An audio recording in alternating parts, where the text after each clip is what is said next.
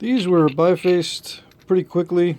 I was going through some heat treated material that I just threw in at random just to get back into it. I'm going to be doing some more heat treating, some very specialized heat treating here in this summer. Anyway, I think this was the first one I came up with. I did. There was an overshot somewhere, and I stopped. Keep in mind that these are not always controlled overshots. Sometimes I wanted to overshoot, but on all these I didn't really want it to overshoot. I did not. Okay. Especially on the last one. But that's what happens when you try to be very aggressive. You get these overshots by mistake. You can get good at making overshots, but I haven't practiced on that. Anyway, just FYI, none of these were planned overshots. Okay, so I think this is the first one I did. All this is gravel shirts that you would find from landscape supply yards and places like that. You know, maybe dirt roads on the side of the road or whatever, as fill, you know, as part of the fill. Okay. Some of this stuff is very consistent, some of it is not. Like right here, there's pockets where it's not solid, where you get internal cracks. Now, I don't know if that's because of the heat or just the stone itself. I have a feeling it has to do with both. You know, sometimes it's heat, sometimes it's the stone. Sometimes you'll hit the edge and you'll crush it instead of making a flake, and you'll wonder why. And sometimes it's, you know, bad technique. Sometimes it's the little areas where it's not solid. Okay, so it'll crack in weird ways. It'll flake in weird ways. It won't produce a smooth across the surface type of flake. It'll either stop or it'll crush or do something. Okay. I can still make, large, relatively hefty points out of this stuff. Out of most of the stuff that's unpredictable, you can make, fairly large, hefty points for a net ladle dart or whatever, or a knife. Okay. So it's still useful. I'll still use a lot of this stuff. Some of it I won't, but some of it I will. This I kind of stopped right in the middle. I wasn't sure if I should continue with this. It has a crack here. Now, it's hard to say if it's part of the stone or not, but it looks like it's part of the stone here. It may go into the interior, and then just hitting it right exactly on that spot aggravates the situation and causes that radial crack. So if that's true, if it goes on in pretty deep, I'm going to lose quite a bit of this, but I can still use this part here, and maybe even this part up here.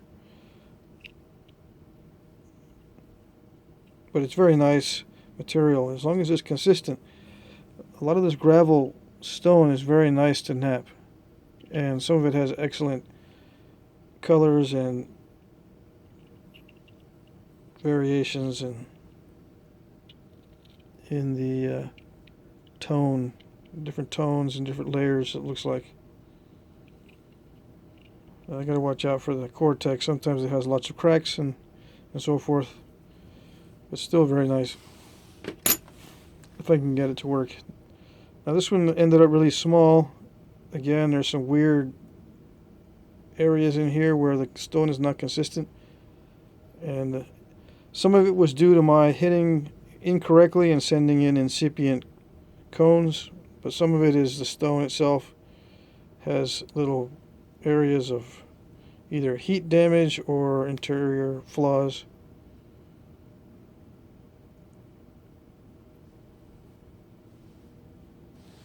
Some of this is translucent.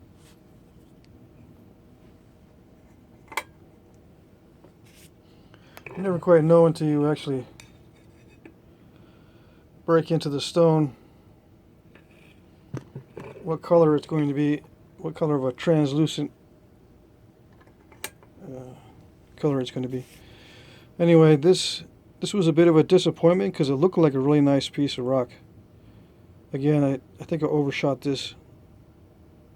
or something happened to get it really narrow. Yeah, I think it overshot here, took off a lot of that side. Not intentional. If this is, this is pretty messed up here, I can trim it back and still make, a long narrow point out of it. This one is the best. Unfortunately, I did overshoot and I took off some of this corner more than I wanted to. I was going to take some off anyway, but the overshot took off more than I wanted. I think it was back to back once, oops, and then the second one, oops again. It's still very usable.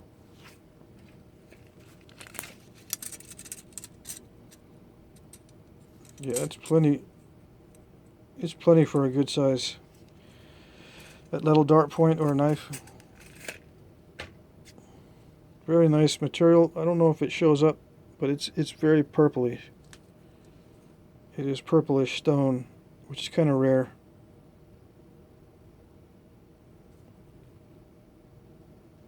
And in general, abo techniques, you've got to be kind of aggressive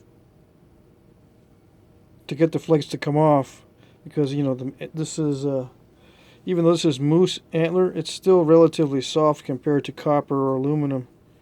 All right, so you've got to really be aggressive with it, and then what happens sometimes, you get overshots. Now I think these were indirect percussion overshots, but it doesn't really matter. It's still a soft, relatively soft material antler, and this is getting beaten up pretty good. It's getting brittle with the hot weather and the lack of humidity. We did have some rain lately, and they were sitting in the humid weather, soaking up some of the humidity, which is kind of good for antler. You don't want it to dry out completely.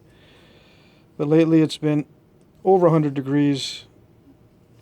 It's hitting 107, 108 degrees here during the day. So it makes the antler more brittle. Okay. And which leads to strange flaking, having to hit harder than you think you need to. And I didn't dress this up during the knapping. I could have probably gotten better flakes if I had just kept sanding this down, but then, it starts to wear down too fast. So I kind of go with the flow on this. I'll use it even though it's kind of lumpy and chipped, but that's just so I don't have to keep sanding it down and it'll wear down too fast for me. Okay.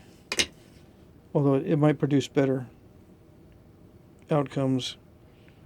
There's a little bit of a balancing act there. I'd rather the outcome be not so good than to wear down my tools too fast. That's one thing I don't like doing, is spending a lot of time with tool maintenance. Although I think the more I get into abo, the more I'm going to have to be very particular about my tools. I did make a new one today. I had this one before, but this antler that I had, I had sanded it down to a chisel type notching tool. Let's see. Similar to this. Let's see. Anyway, I think you get the idea. But anyway, I chipped it quite a bit doing one of the other agate points. And I didn't show that on film. It's one of these points that I was working on, doing the notching, and I really ruined the end of this. So I cut it off, drilled a hole. I kind of roughened it up underneath this wrap, and then wrapped it with thread and glue, and then sanded down a little pin made of elk antler. And I was trying this out earlier, and it works pretty good. And it's it's replaceable, so this will last quite a bit of time. Now, how would they do this with abo tools? You would take a drill. I was working on one earlier.